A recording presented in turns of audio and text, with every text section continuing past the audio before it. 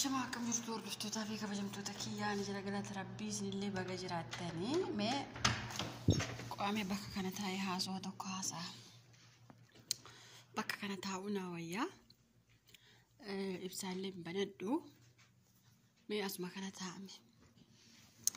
taa'ame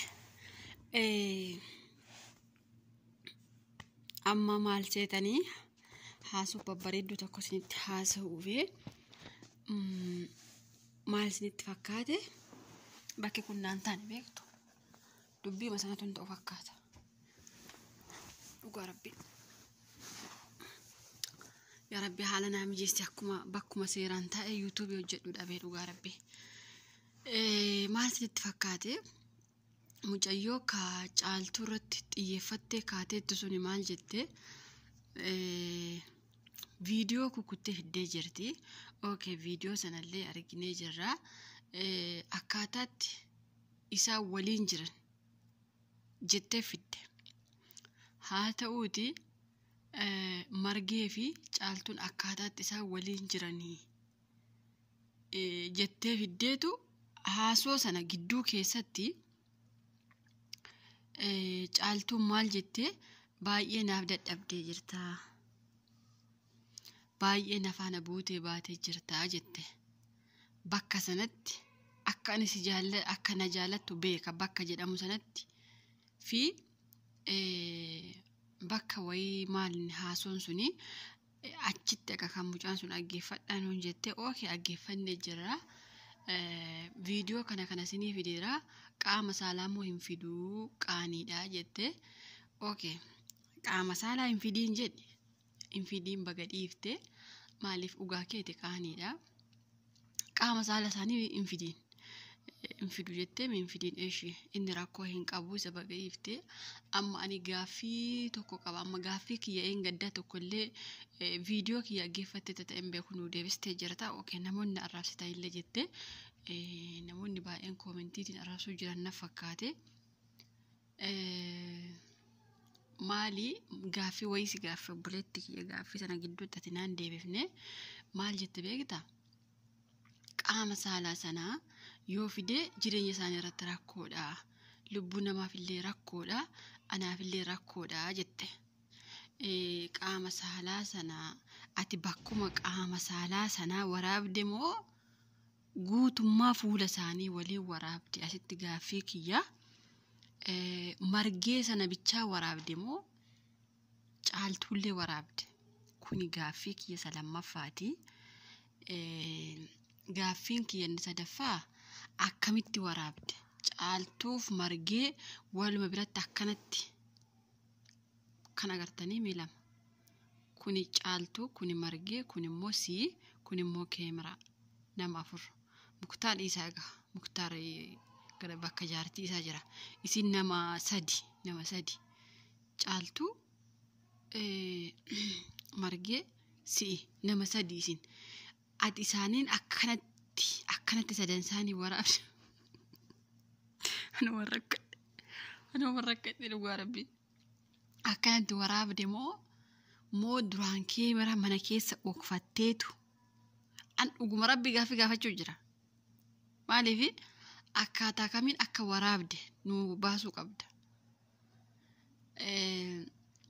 moo dursa keemiraa oksatteetu yeroo isaan hojii eegalan waraabbatte moo akkamitti akka waraabbatte ifa nu gootaa jechuudha gaaffii kiyya sada dhugaa rabbisatti viidiyoo kiyya laayikii godha mucayyoo kana bira naa gaha maaliif sirriitti baruu barbaada waan kana okay viidiyoo hojjechuu isheetti ani hin arrabsullee hin qeequllee garuu akkaataa kamiin akka waraabaman sana barbaada baruu maaliif gaafa Itoophiyaa galee illee of eeggachuu barbaada warra Itoophiyaa kun akkaataa kamiin akkasiin nama waraabdan baruufi malee rakkoo biraaf miti okay jireenya isaanii keessatti rakkoo uumaa yoo viidiyoo kana gadi baaseette jireenya isaanii keessatti rakkoo uumoo osoo hin taane lubbuu isaanii waan baasudha jedhee yaada haa ta'uuti viidiyoo baasuu qaama saalaa kana yuutuubiin ora habiibti hin baasin uummata koomentii sodaatte tarii isaan naa amanan jettee hin baasin angaaf tokko maal godhe beektan yeroo sana reefu YouTube eegala. Waa YouTube kana hin beeku. Waa haasa'e beektu an dhuguma kiyya haasa'e Facebook irraa arge. Inna haannaa kijibditti naan jedhani. Ani kijiba miti waan ta'eefi akkasumatti akkana kan agartanii akkanumatti banee fide. Hin fide dhugaa rabbi. Inna gaafa galgala ilaala YouTube'n gitti adabbii jechuudha. Sa'aatii 24 na adabe. Warnaan gimuu irniin gettan sana irra kaa'e. Kanaaf qaama sana fidi. Ishii hin qabdaami. Keewwadhu silkii maka keessa keewwadhu jedhe. Inna akkasii gaaffii kiyya akkatti naa deebistu abdii qaba. Akkaatuma kamiin akka caaltuu waraabamte naaf galuu dide hagaarraatti.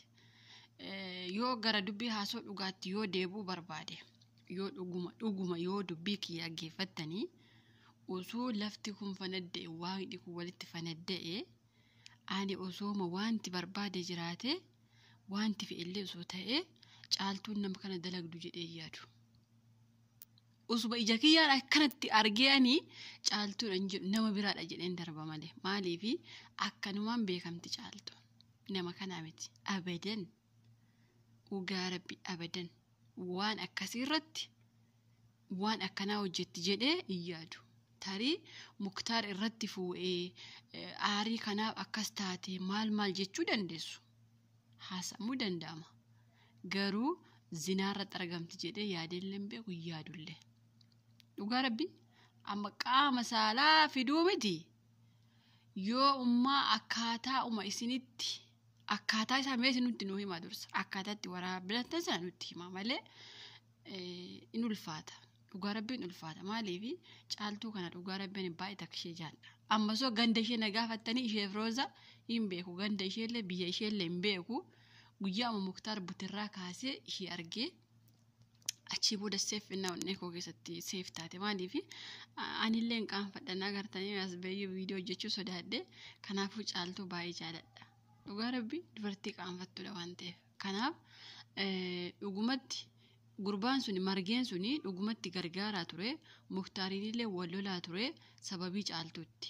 Kun dhugaa. Sababiinsaa sababii Muktaar mucaa jalaa fu'atetti. Malee sababii fu'ettiyyuu miti nda'u ni beektan viidiyoo sana hordofaa turta waan ta'eef. Kan lolame margee sana bichaa miti. Sa'idoon mataan isaallee lolamee ture. Sa'idoon sababa mucaa Muktaaritti hin lolamne niitii Muktaar kan lammaffaa waliin wal lolee reebee harkaa fuudhee jechuudha. Kanaafuu garuu immoo akkanatti viidiyoo qullaa qabanii margee ishee akkanatti qabanii ani namni wal fixa jedhee malee viidiyoo akkanaan baasaan kuni mee bishaan itti dhugaa akka naaliqinfamuu dide naaliqinfamuu hin beeku ani mee bishaan itti dhugee ilaala malee naaliqinfamuu dide jechuudha. Habiibti amma maal goona beekta? Akkaatumatti waraabde sana bichaa nuu baasiiti isin fidii viidiyoo isaanii. Dhugaa rabbi viidiyoo isaanii fidii yuutuubii kee insooka yuutuubiin kee malee rakkoon qabu sodde. Kanaaf mee silkii maka keessa haa ta'u inni akka aarii gootee akkam finne garuu akkaataa kamiin akka waraabde bichaa nuu himi. Kana bichaa barbaadan dhugaa rabbi. Ana maqaama san arguu caala akkaataa kamiin akka ati jara kana lamaa wal biratti qachi gootee waraabbatte bichaa barbaada. Mee hordoftoonni kiyya isinis akkamii barbaaddu? Qaama caalaa isinillee isuma barbaaddu jedhee yaada. Kanaafuu akka nuu ibsitu yookaas immoo viidiyoo lammaffaatii yeroo oftu akka nuu himtu abdii guddaa qabaa jechuudha. Dhugaa rabbi obsaan si eeggadha. Maaliifi baruu barbaada akkaataa kamitti akkati wal biratti isaan qabatte isaan waraabde.